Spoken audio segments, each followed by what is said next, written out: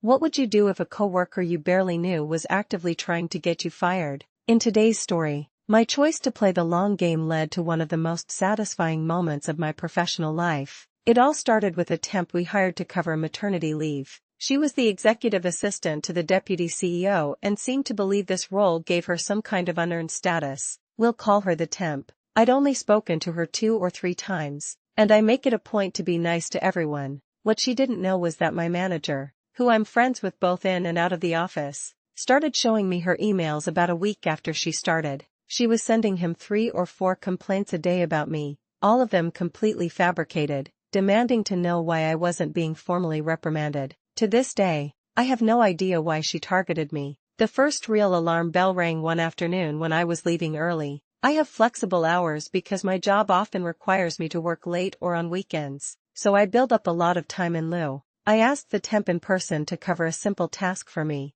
and she cheerfully agreed. I called my boss to let him know. Standard procedure for us. But later that day, my boss called me. The temp had marched into his office, asking where I was and complaining that a critical task was being ignored. She flat out denied our conversation ever happened. Then she started attacking my work hours, making up days I was supposedly absent. This was her first major mistake. She had no idea that my boss and I kept meticulous, independent records of my hours. When my boss called the person sitting right next to her, they confirmed they'd witnessed me speaking with her. We knew then we had to watch her. Her behavior grew stranger. Our office provides basic coffee and long life milk. Anything else, you bring yourself. This is explicitly stated during induction, which I conduct. I can't stand long life milk, so I always brought my own fresh carton. The temp started complaining to me via email that the supplies she was using, which were mine, were running out. It escalated to her taking my microwave dinners. I repeatedly told her via email that these items were my personal property. She'd reply, insisting the company was required to provide them and that she would report me to her manager if I didn't replace them. This revealed her greatest fatal flaw, her arrogance. She was so convinced of her own cleverness that she never considered we would be verifying everything. She began sending doctored emails to my boss, trying to create a false narrative. But after every fabricated email she sent, my boss would bring a printout to my desk, along with another staff member as a witness, and I would pull up my original, untampered reply. We started documenting everything. We noted which server backup tapes contained the original emails, logged her false claims, and had other staff verify her lies. Her own boss knew what she was doing and, shamefully, told us to just ignore her because she didn't want the hassle of hiring someone new for the last 2 months of the maternity cover. Then, a twist of fate, her boss had to go on indefinite personal leave. The original EA announced she wasn't returning, and the temp was offered a new short-term contract, putting her on probation all over again.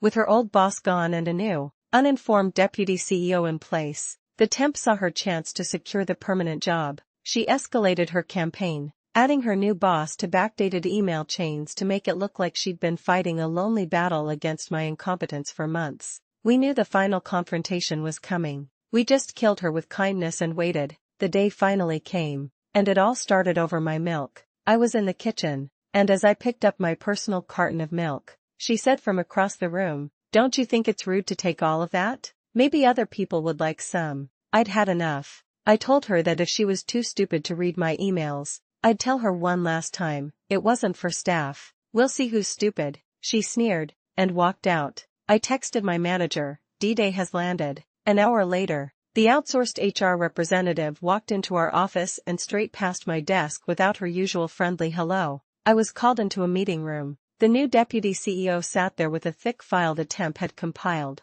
They were completely buying her damsel in distress act. The temp began, her voice cracking with emotion, detailing all the terrible things I'd supposedly done to her, referring to her meticulously falsified evidence. When they asked me to respond, I said something they found strange. I told them I wouldn't defend myself point by point. Instead, I wanted every single complaint she had ever written to be read aloud, right then and there. For the next half an hour, I sat through an absolute character assassination, while the temp cried about how I had ignored her and how the company had allowed her to be treated so badly. When they finally finished, they asked me to explain myself. "I'd like my boss to be present," I said calmly, "and I have 1 or 2 emails that I think can clear all of this up." On cue, My boss walked in, carrying a stack of paper that dwarfed hers. We laid it all out. Her edited emails next to my original, timestamped replies, my official time records, cross-referenced with my completed work logs and invoices, proving her complaints about my work were lies.